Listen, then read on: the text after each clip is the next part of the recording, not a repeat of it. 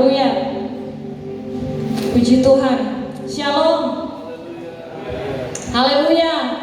Puji Tuhan. Salam sejahtera sekali lagi dalam kasih Tuhan Yesus Kristus. Saya pribadi mengucap syukur kepada Tuhan dan berterima kasih kepada pimpinan keluarga muda dan juga tuan rumah, gembala dan jemaat yang ada di GPDI Parakletos, di mana tempat kita beribadah kepada Tuhan. Dan puji Tuhan, pelayanan yang tidak biasa bagi kami, karena yang biasa ketika setiap hari Minggu saya memenuhi undangan di setiap pelayanan di gereja, dan kami tidak mengenal denominasi, ya. Dan puji Tuhan sampai sekarang sudah ada 10 denominasi gereja yang mengundang kami dan sudah kami datangi untuk pelayanan. Puji Tuhan. Dan ketika saya diinfokan untuk pelayanan keluarga muda di sini, saya ada dua yang saya pertimbangkan. Pertama, saya mempertimbangkan kesiapan saya, karena sekali lagi kata menegaskan suami kami tidak berasal dari pendidikan sekolah Alkitab, jadi otodidak, dan saya harus mempersiapkan dua pelayanan sekaligus, ya. Tidak biasa pelayanan ini. Dan yang kedua yang menjadi pertimbangan saya bahwa tidak akan kembali kesempatan seperti ini. Jadi setiap kesempatan yang Tuhan berikan bagi kita untuk melayani, pakai itu dengan penuh tanggung jawab, karena itu kepercayaan. Puji Tuhan. Nah, sebelum saya masuk dalam pemberitaan firman Tuhan, tadi suami sudah bicara bagaimana sebenarnya suami tidak sebenarnya tidak datang ke Manado atau ke Sulawesi Utara. Tadi belum lengkap. Jadi sebenarnya waktu beliau ingin memilih antara anestesi dan kandungan, kemudian ditawarkan bedah saraf, dan ternyata bedah saraf di Sulawesi Utara belum ada. Dan itulah panggilan Tuhan, ya, yang tidak dia pikirkan. Kemudian dia mengambil dan lulus sebagai dokter ahli bedah saraf, dan setelah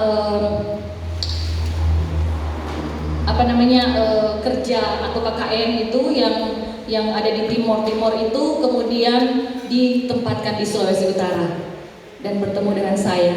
Jadi saya bertemu dengan suami itu ketika saya masih bekerja sebagai karyawan di salah satu bank internasional. Kebetulan suami mendapat beasiswa dari Belanda untuk pendidikan, dan saya kebetulan sebagai karyawan di bank swasta milik Belanda. Jadi kebetulan ilahi, ya. Dan bukan karena saya percaya ini karena panggilan Tuhan yang meneguhkan lewat perkawinan kami. Puji Tuhan. Tuhan Yesus memberkati. Dan mari kita masuk dalam pemberitaan firman Tuhan di dalam Amsal 11 ayat 29 sebagai ayat pokok kita. Amsal 11 ayat 29, saya bacakan bagi kita semua. Siapa yang mengacaukan rumah tangganya akan menangkap angin. Sampai di situ saja. Siapa yang mengacaukan rumah tangganya akan menangkap angin. Saudari di dalam Tuhan, ketika Amsal 11 ayat 29, ketika saya mempersiapkan pelayanan ini, ada sebenarnya beberapa tema untuk dibagikan, tetapi akhirnya Roh Kudus membawa pada berkat firman Tuhan yang akan saya bagikan, dan saya beri judul Duri dalam Keluarga. Di sini kan keluarga muda. Mari orang sama-sama belajar. Ada duri dalam keluarga yang harus kita perhatikan. Baik, Saudara di dalam Tuhan, mujizat pertama Tuhan Yesus terjadi di sebuah perkawinan yang ada di Kana. Sebenarnya waktu itu belum saatnya bagi Tuhan Yesus untuk mengadakan mujizat, tetapi konsentrasi atau Tuhan sendiri itu begitu peduli dengan kehidupan rumah tangga, kehidupan keluarga, sehingga kita mengenal mujizat yang pertama itu adalah air menjadi minuman anggur, bukan buah, minuman anggur. Amin. Ya, di situ bagaimana Tuhan memberikan konsentrasi atau perhatian yang khusus dalam kehidupan perkawinan, dalam kehidupan rumah tangga.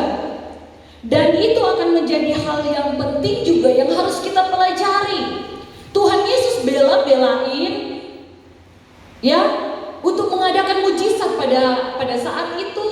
Sebenarnya belum saatnya kata Tuhan, tetapi Tuhan perlu mengadakan itu karena konsen dengan pernikahan. Nah, mari kita belajar sebuah keluarga. Di dalam Alkitab pada kali ini kita akan melihat keluarga dari Ishak dan Ribka yang dalam Kejadian 27 ketika Yakub diberkati oleh ayahnya sebagai anak sulung, itu terjadi konflik kakak beradik. Ya, kita sama-sama tahu Kejadian 27 ayat 41, di situ Esau menaruh dendam kepada Yakub. Yang mereka ini saudara kembar, tetapi yang lebih dahulu lahir adalah Esau, tetapi hak kesulungan itu diberikan kepada Yakub. Nah, saudari dalam Tuhan, ketika di ayat 41 Kejadian 27, di sana Esau menjadi dendam dan dia berkata, hari-hari berkabung karena kematian ayahku itu tidak akan lama lagi. Dia so berharap untuk ayahnya cepat-cepat meninggal karena sudah usia lanjut. Supaya apa? Waktu itu adikku akan kubunuh. Nah, apa sebenarnya duri dalam keluarga mereka? Mari kita sama melihat ada 3 duri dalam keluarga ini. Yang pertama, kalau kita perhatikan Kejadian 25 ayat 29 sampai 34, Lembaga Alkitab memberikan judul Esau dan Yakub di sana. Saudaraku, akan kita lihat ayat 19. Inilah riwayat keturunan Ishak anak Abraham. Abraham memperanakan Ishak dan Ishak berumur 40 tahun ketika Ribka anak Betuel orang Aram dan Padan Aram saudara perempuan Laban orang Aram itu diambilnya menjadi istrinya. Berdoalah Ishak kepada Tuhan untuk istrinya sebab istrinya itu mandul. Tuhan mengabulkan doanya sehingga Ribka istrinya itu mengandung. Nah, apa yang kita dapati dalam ayat ini? Ketika saya mempersiapkan ini, Tuhan menunjukkan satu hal yang harus kita waspadai dalam kehidupan rumah tangga kita. Ternyata sesuatu yang begitu diharapkan dalam rumah tangga itu adalah kehadiran anak. Ishak berdoa sendiri. Dia berjuang sendiri untuk berdoa. Nah, inilah yang harus kita perhatikan, bahwa apapun yang kita butuhkan dalam kehidupan kita sebagai suami istri dalam rumah tangga, mari komunikasikan itu. Jangan menjadi ini bagian saya saja, ini bagian istri saja, atau bagian suami saja.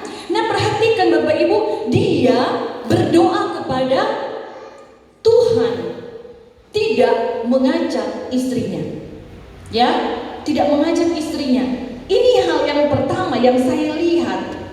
Dan ketika itu, saudara, kita perhatikan di ayat 22, tetapi anak-anaknya bertolak-tolakan di dalam rahimnya dan ia berkata, ya, jika demikian halnya mengapa aku hidup? Dan ia pergi meminta petunjuk kepada Tuhan. Ini perkataan dari Ribka.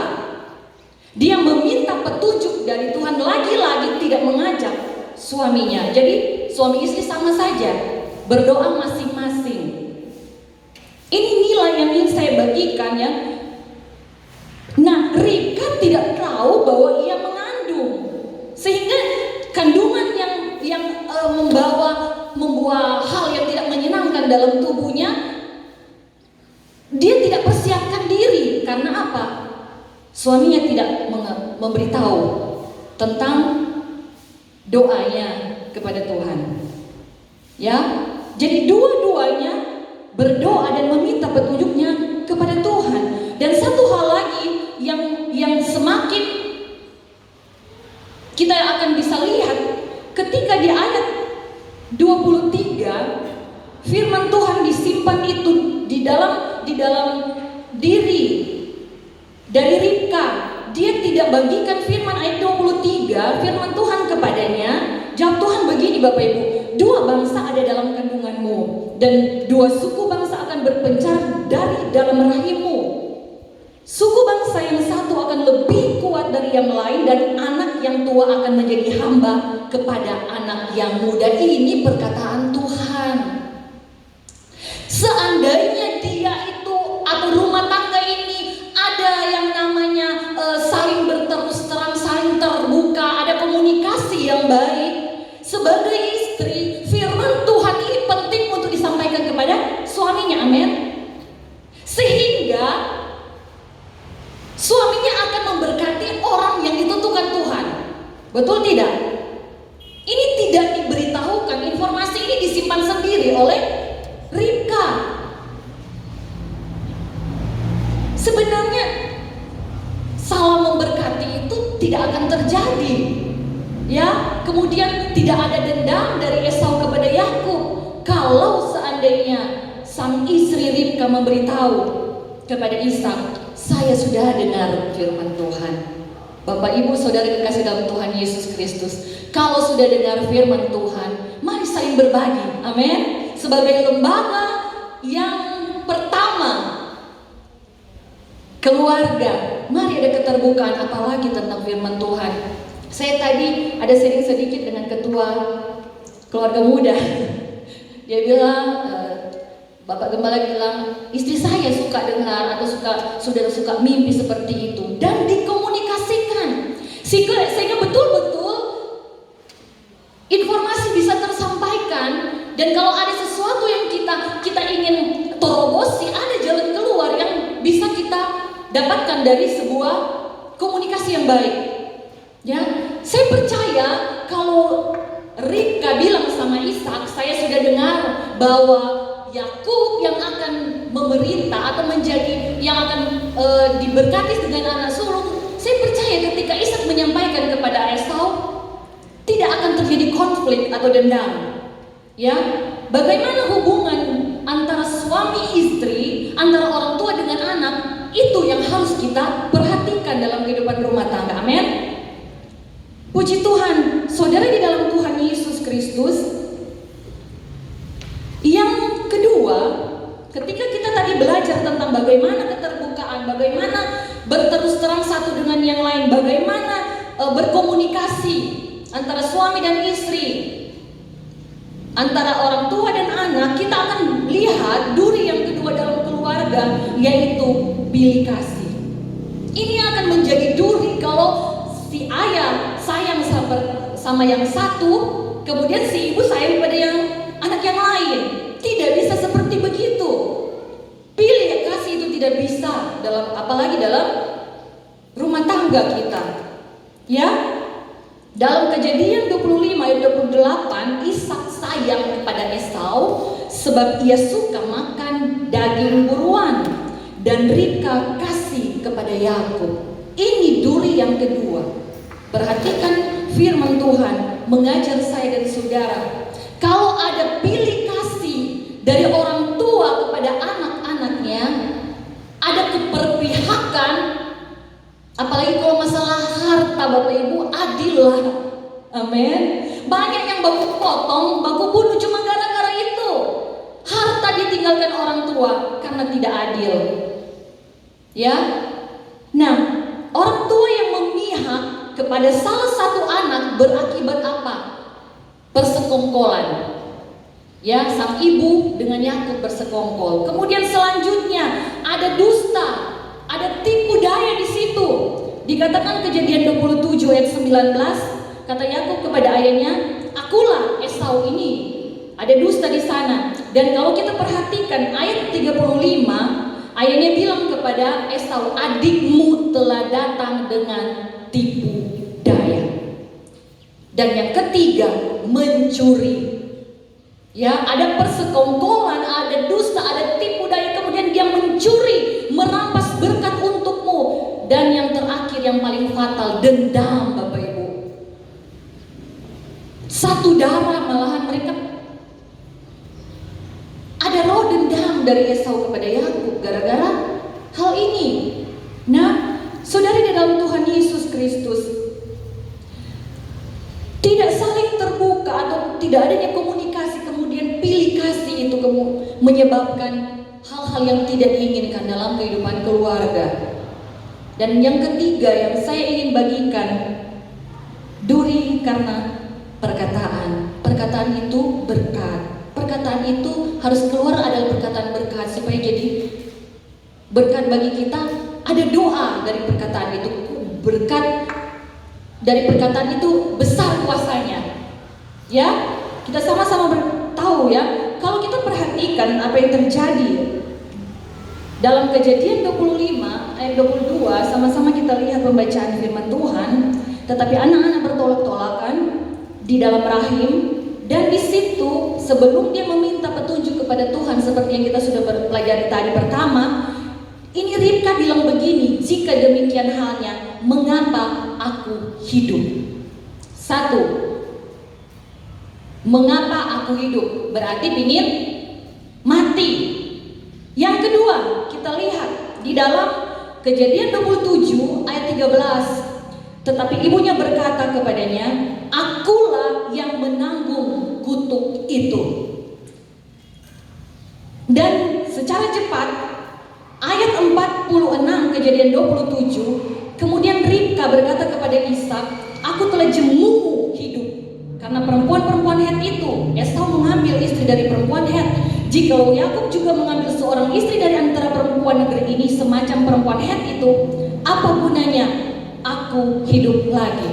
Apa tidak ada perkataan yang lebih baik didengar daripada mau mati saja, buat apa saya hidup? Itu yang kemudian berakibat yang buruk bagi Ribka. Tahukah Bapak Ibu, Ribka tidak pernah dicatat di dalam Alkitab tentang kematiannya. Yang dicatat malahan Deborah, inang pengasuhnya.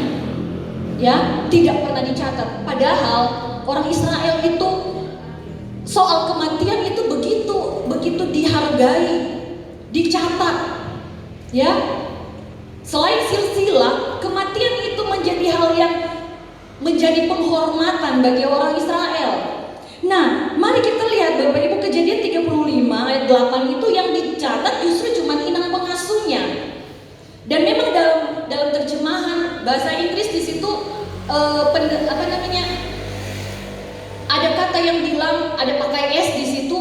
Jadi ada semacam kesusahan penderitaan gitu, penderitaan yang banyak. Jadi juga katanya ada penafsir Alkitab bilang bahwa itu juga termasuk dengan Ribka. Nah, saudara di dalam kasih Tuhan Yesus Kristus, yang dicatat tentang Ribka yaitu ketika dia sama-sama dikuburkan di dalam gua Makpela di dalam Kejadian 29 ayat 31. Hanya itu saja namanya, bahwa dia dikuburkan di sana bersama Abraham, bersama Sarah. Ya. Nah, kemudian muncullah penafsiran-penafsiran kenapa Ribka tidak dicatat. Ya, ada yang bilang bahwa kemungkinan dimakamkan secara diam-diam karena mereka tidak mau Esau melakukan penghinaan.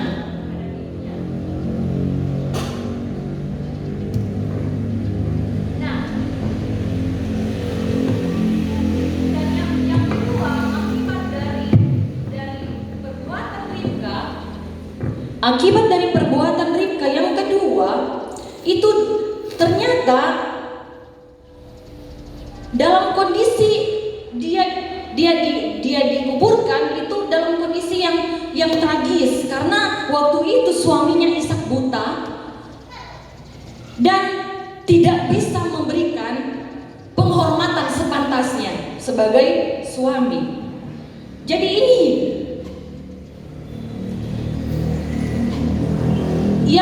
yang diterima oleh Ribka. Kemudian apa? Konspirasi yang hanya beberapa saat itu mengakibatkan 20 tahun, ya. Dia kehilangan putranya karena apa? Yakub lari meninggalkan Esau karena akan dibunuh. Dia lari menjadi buronan kakaknya. Jadi 20 tahun Ribka tidak bertemu anak yang sangat ia kasihi sampai dia meninggal. Jadi ketika Yakub datang, Ribka sudah meninggal. Nah, saudaraku di dalam kasih Tuhan Yesus Kristus, kita kembali pada ayat pokok Amsal 11 ayat 29 bagian A. Dalam terjemahan firman Allah yang hidup saya bacakan bagi kita semua. Orang yang menimbulkan kejengkelan dan kemarahan di dalam keluarga kehilangan segala sesuatu yang berharga. Jadi jangan cari-cari masalah antara istri kepada suami, demikian juga sebaliknya. Sekarang yang istri pasti akan bilang begini, istri terus yang diserang. Ya, istri terus yang diserang. Tetapi firman Tuhan mengajarkan kepada istri-istri ya pada saat ini, jaga perkataanmu. Amin. Haleluya. Istri itu penolong suami. Makanya dari tulang. Ya, jangan jadi perongrong. Tetapi balik lagi kepada suami. Suami itu adalah kepala, imam dalam rumah tangga. Kasih belajar tuh istri supaya jangan jadi perongrong. Amin. Haleluya. Puji Tuhan. Saudari dalam Tuhan Yesus Kristus, 1 Petrus 3 ayat 1 bilang begini, demikian juga hai istri-istri, tunduklah kepada suamimu, supaya jika ada di antara mereka yang tidak taat kepada firman, mereka juga tanpa perkataan dimenangkan oleh kelakuan istrinya. Jadi jaga perkataan istri. Demikian juga perkataan suami. Jangan penuh amarah, kata firman Tuhan. Jangan penuh amarah kepada istrimu. Kasihilah istrimu. Jadi perkataan-perkataan kita adalah perkataan-perkataan yang baik, yang positif. Karena itu mengandung doa di kemudian hari. Puji Tuhan. Duri dalam rumah tangga kita sudah belajar supaya kita penuh dengan keterbukaan satu dengan yang lain. Ada komunikasi yang baik, jangan pilih-pilih kasih yang kemudian perkataan kita harus perkataan yang mengandung doa agar rumah tangga kita diberkati, anak cucu kita diberkati Tuhan. Haleluya, puji Tuhan. Tuhan Yesus memberkati pemberitaan firman Tuhan, dan selanjutnya saya serahkan kepada penanggung jawab.